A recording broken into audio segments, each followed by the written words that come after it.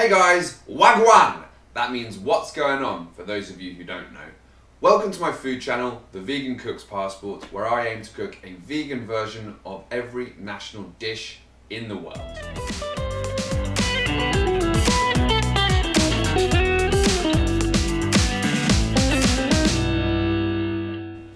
It's week 5 and we're up to Angola.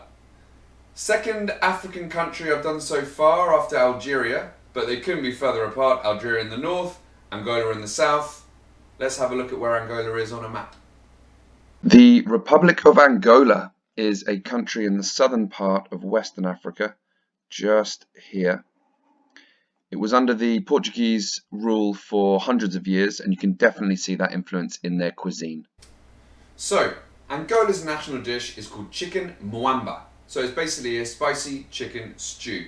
Now I'm going to address the elephant in the room and talk about one of the key ingredients, and that is red palm oil.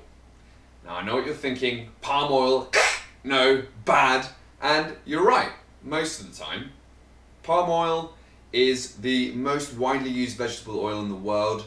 It's responsible for deforestation, for loss of habitat for native animals in Malaysia and Indonesia, where most of the palm oil trees are grown. It's forced indigenous people off their lands. It's causing devastating effects to the environment. Palm oil is awful stuff. What's more, it's used in foods, a lot of processed foods. It's used in biofuel. It's used in cosmetics. In Australia, if you look at the ingredients in the food, so you buy some some potato chips, and it says one of the ingredients is vegetable oil. Well, that can be palm oil. Legislation says you don't actually have to list that as palm oil. You can just put vegetable oil, which for me is ridiculous, because you want to know, vegetables, it's a pretty wide array of things that could be a vegetable oil. You want to know what vegetables have gone into that. Palm oil is one of the worst, so you want to know that you're not contributing to all the devastating effects of palm oil. So, I hear you ask, does sustainable palm oil exist? And the answer is yes. So I found a sustainable palm oil. It's called a brand called Nativa. These guys, they say it's an organic superfood, which it is. They say it's habitat friendly. They source their palm oil from small, organic and fair trade certified family farms to ensure no habitat is harmed, support local environment and community efforts. And if you go onto their website, you can actually find a lot more information that's on here. It's orangutan friendly. It all comes from Ecuador. They are part of a reforestation scheme. So I did a lot of research before I bought this, because I thought, if I can't find a sustainable palm oil, I'm just not gonna use palm oil. And I urge you to do the same. If you can't find a sustainable palm oil that you're happy with, do not use palm oil. But if you can, then for this dish, it's pretty important. Now, why red palm oil? So red palm oil is not the same stuff that's going into all those other products I talked about before. Red palm oil is basically extracted from the fruit of the palm tree. It's red in color, it's full of antioxidants and vitamins. It's actually a very good oil for you. It's not too dissimilar to coconut oil in sort of the health benefits it's got. Quite high in saturated fat, which is the good fat. At room temperature, it's actually solid. So you can see that there. You can just spoon it out. Actually makes it easier to measure. If you want to just heat it up a bit, then it's going to turn to liquid. But yeah, that's red palm oil. It's got quite a strong, distinctive sort of vegetal spicy flavor to it. Standard palm oil is basically extracted and then highly processed from the palm tree kernel, like the seed. It's white, it's colorless, it doesn't really have much health benefits. As I said, devastating effects to the environment. Stay away from it if you can. And if you can't find sustainable palm oil, you just don't want to use palm oil, I suggest maybe using another nut oil. Maybe peanut oil. Macadamia nut oil is a great oil. Really good for you. It's got a really high smoke point. It's usually a little bit pricey, but it's a fantastic oil to use for frying. To be honest, I could talk about oil all day. It is a passion of mine. That sounds a bit weird, but whatever. Maybe this is for another episode though. I can just do a whole other episode on oils. Not today though, because we've got some chicken MUAMBA to cook. But we're not going to use chicken because this is a vegan cooking channel. So what am I going to use instead of chicken? The good old aubergine or eggplant. Now I could have used a chicken substitute like seitan, which I don't have anything against, to be honest. It's just basically gluten. But I decided I wanted to just go with a good old vegetable. I'm going to basically treat it in the same way as you would the chicken. So I'm going to marinate that in the palm oil and some other spices and things. But I'm not going to cook it for as long as the chicken, obviously, because then it's going to get soggy. So I'm going to flash fry it at the beginning, take it out of the pan, and then add it back at the end. Third ingredient I want to talk about, okra. Now this is an easy one. Okra, if you're not familiar with it, funny little vegetable that looks like that. It's delicious. It can be a bit slimy if you cook it for too long. So in this video, I think I'm only cooking it for 5, maximum 10 minutes, because it can sort of make the dish a bit glutinous if you leave it in there for too long. We're going to sort of slice it that way. I'll show you. Just get a knife. That's not a knife.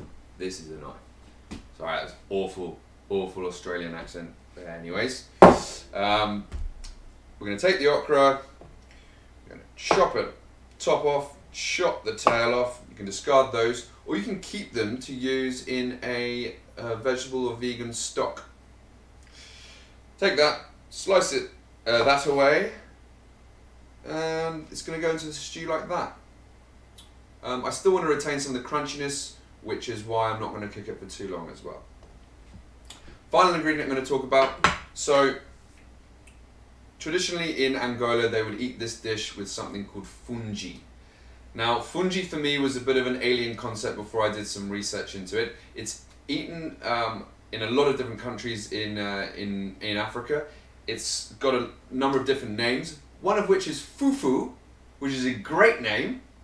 I love the name fufu. In Angola though, they don't think they call it that. They call it fungi. It's made from tapioca flour in Angola.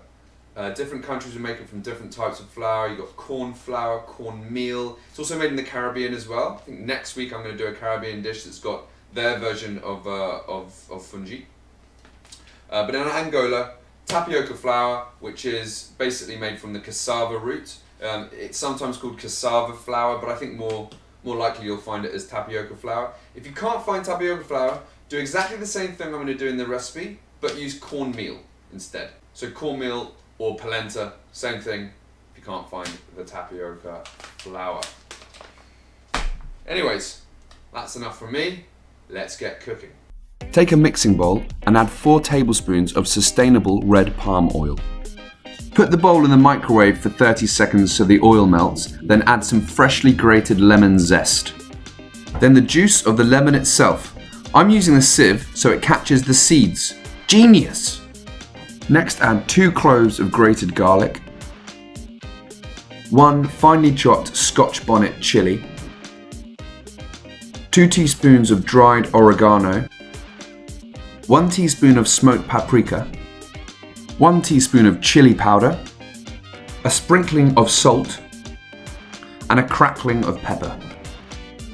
Add 1 aubergine chopped into bite-sized pieces, mix thoroughly, and leave to marinate for 1 hour. When the hour is up, add the aubergine chunks to a dry pan on a medium-high heat and fry for around 2 to 3 minutes until browned. You may need to do this in batches so you don't overcrowd the pan. Flip the chunks, then brown on the other side for a further 2 minutes. Transfer the chunks to a plate and repeat with the second batch. Once the aubergine has been cooked, turn the heat down to medium-low and add 2 tablespoons of palm oil. Add 1 sliced onion to the pan, fry for 5 minutes, then add 1 tablespoon of tomato paste, 3 fresh diced tomatoes, 2 bay leaves, and the remainder of the aubergine marinade. Fry for 3 minutes, then add half a kilo of butternut squash cut into cubes.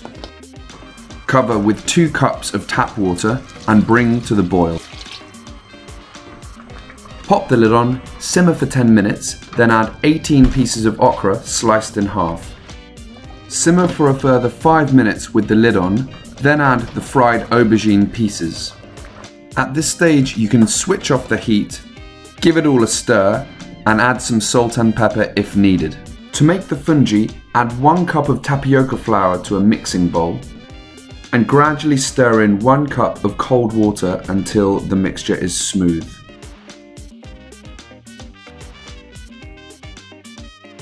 Bring 1 cup of water to the boil in a pan, then add the tapioca mix. Turn the heat to low and stir continuously until the mixture solidifies into a gelatinous blob. When it's reached this consistency, pop the lid on and cook for a further 15 minutes or until it's solidified slightly more. Serve the MUAMBA piping hot with the fungi on the side. Oh, Angola! Here you are. Angolan chicken MUAMBA, no, I should say aubergine MUAMBA with tapioca fungi. Let's give it a little try. I'll start here with the MUAMBA.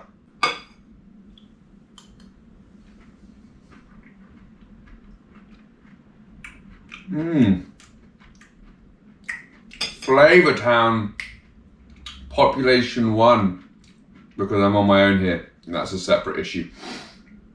That's got loads of flavor. That's lovely.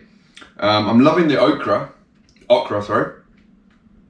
It has sort of made the soup a little bit gelatinous, but I didn't cook it for too long, so not too much. And the okra is still nice and crunchy. It's quite an oily dish because we used a lot of sustainable red palm oil in that. I'm gonna give the fungi a try. Looking at it, I think maybe I didn't cook it enough. It's looking a bit too liquidy. Don't know if you can see that. It's a bit of a strange. I've never tried anything like this, to be honest. It's a bit of a strange one. I don't really know how to. Okay, I'll try it on its own.